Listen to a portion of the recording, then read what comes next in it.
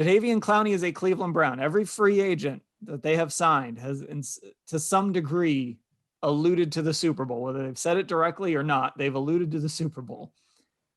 Is this team a Super Bowl contender after this signing? Well, you know what? I'll tell you what. We just recently got off of a Zoom call with Jadeveon Clowney, and he was talking about how the sky being the limit is too limiting for him. And so I asked him about, are you aiming for NFL Defensive Player of the Year? And he said, yes, I am aiming for NFL Defensive Player of the Year.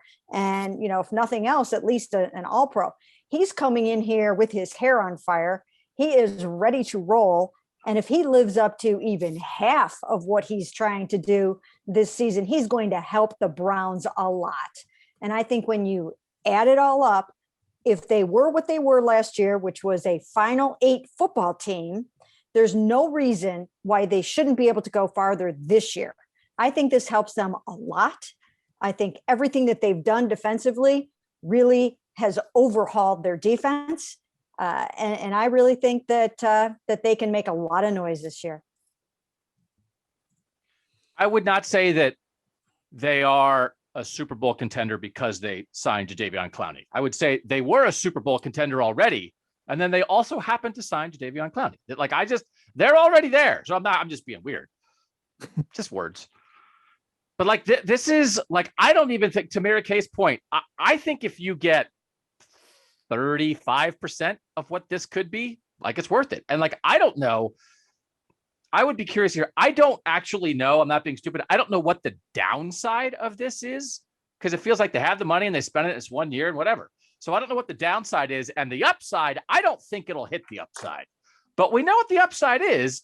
And, I don't think it'll take much of him to make them better. So, I was never as into him. I think I might have been the least excited about him all along the way.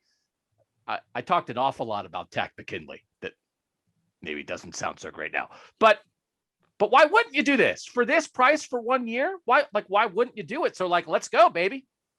Doug, I actually am glad you brought up Takk. I want to ask you about that here in a second, based on what you just said, but I want to hear from Scott and Ellis first.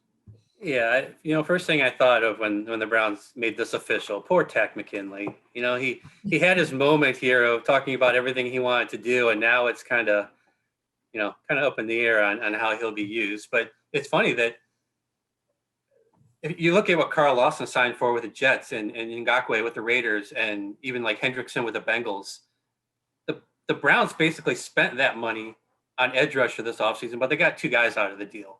And they got the better guy for obviously much less. So I agree with Doug, though. The Browns are not a Super Bowl contender because Clowney is here. The Browns are a Super Bowl contender because they got everybody coming back on offense, and because they signed guys like Hill and Johnson for the back of the defense. I think that is the biggest impact here, and the reason why we're talking about the Browns being a Super Bowl contender and why the players are talking about that. But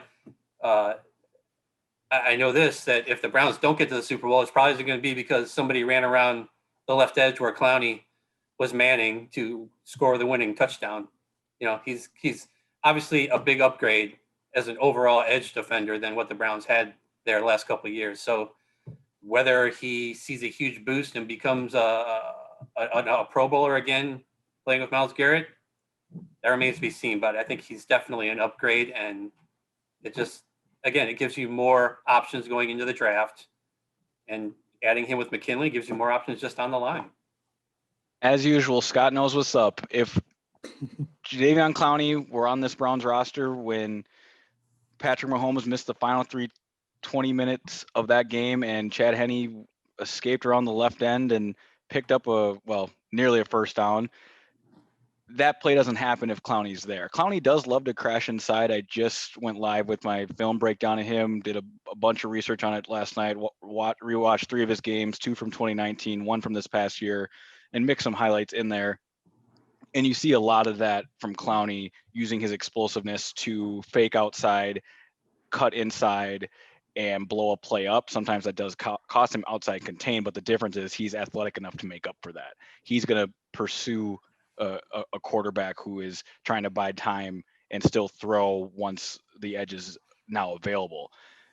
Clowney would have won him that game in Kansas City a year ago.